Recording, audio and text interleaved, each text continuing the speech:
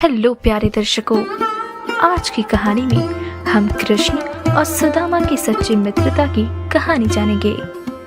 आइए शुरू करते हैं। सुदामा और कृष्ण की मित्रता बाल्यकाल से गुरुकुल में शुरू हुई। वे दोनों महर्षि शांतिपनि के शिष्य थे। गुरुकुल में वे साथ पढ़ते, खेलते और गुरु की सेवा करते थे। सुदामा एक ब्राह्मण परिवार से थे और अत्यंत साधारण जीवन जीते थे, जबकि कृष्ण यदुवंश के राजकुमार थे। लेकिन उनके बीच कभी भी स्थिति या धन का अंतर उनकी मित्रता को प्रभावित नहीं कर सका। गुरुकुल से शिक्षा पूरी करने के बाद दोनों अपने अपने जीवन में व्यस्त हो गए। कृष्ण द्वारका के राजा बने, जबकि सुदामा ने एक साधारण ब्राह्मण का जीवन जिया। सुदामा गरीबी में जीवन व्यतीत कर रहे थे।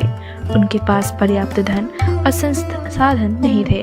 उनकी पत्नी और बच्चे भी कठिनाइयों का सामना कर रहे थे। एक दिन सुदामा की पत्नी ने उनसे कहा, आपके मित्र श्री कृष्ण अब द्वारका के राजा हैं। यदि आप उनसे सहायता मांगे तो हमारी समस्याएं हल हो सकती है। सुदामा, जो स्वाभिमानी और सच्चे भक्त थे, सहायता मांगने में संकोच कर रहे थे, लेकिन अपनी पत्नी और बच्चों की स्थिति देखकर उन्होंने द्वारका जाने का निश्चय किया। सुदामा ने कृष्ण के लिए एक उपहार लेने का सोचा। उन्होंने अपनी पत्नी से कहा, मेरे पास देने के लिए कुछ नहीं है, लेकिन मैं उन्हें अपनी सच्ची भावनाएं और प्रेम अर्पित करूंगा। उनकी पत्नी ने चावल का एक छोटा सा पोटली तैयार की, जिसमें सुदामा अपने मित्र के लिए लेकर गए। यह उपहार उनकी गरीबी और प्रेम का प्रतीक था। जब सुदामा द्वारका पहुंचे तो उन्होंने देखा कि कृष्ण एक भव्य महल में रहते थे, लेकिन उनके मन में कोई ईर्ष्या नहीं थी। जब कृष्ण को पता चला कि सुदामा उनके द्वार पर आए हैं, तो वे अपने मित्र से मिलने दौड़े। उन्होंने सुदामा को गले लगाकर उनका स्वागत किया। श्री कृष्ण ने कहा, हे सुदामा, इतने वर्षों बाद तुमने मुझे याद किया। यह मेरा सौभाग्य है कि आज तुम मेरे घर आए हो। कृष्ण ने सुदामा के पैर धोए, उन्हें राजकीय सम्मान दिया और उनके साथ भोजन किया। सुदामा ने झिझकते हुए अपनी पोटली कृष्ण को दी। इसमें चावल थे जो उनकी पत्नी ने प्रेम से भेजे थे। कृष्ण ने खुशी खुशी चावल खाए और कहा, यह उपहार मेरे लिए अनमोल है। इसमें तुम्हारा प्रेम और समर्पण है। सुदामा ने मदद के लिए कुछ नहीं कहा, लेकिन कृष्ण उनकी स्थिति समझ गए। सुदामा ने द्वारका से विदा ली।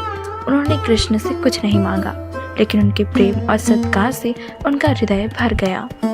जब सुदामा अपने घर लौटे तो उन्होंने देखा कि उनकी झोपड़ी एक सुंदर महल में बदल चुकी है। उनकी पत्नी और बच्चे खुशी से झूम रहे थे। कृष्ण ने बिना कुछ कहे उनकी सभी समस्याओं को हल कर दिया था। कृष्ण और सुदामा की यह कहानी सिखाती है कि सच्ची मित्रता में न स्वार्थ होता है और न ही धन का महत्व। यह केवल हृदय का संबंध है, जो समय और परिस्थिति से परे होता है। कृष्ण और सुदामा की मित्रता महाभारत का सबसे सुंदर और प्रेरणादायक प्रसंग है। यह कहानी हमें यह भी सिखाती है कि सच्चा प्रेम और मित्रता अमूल्य है।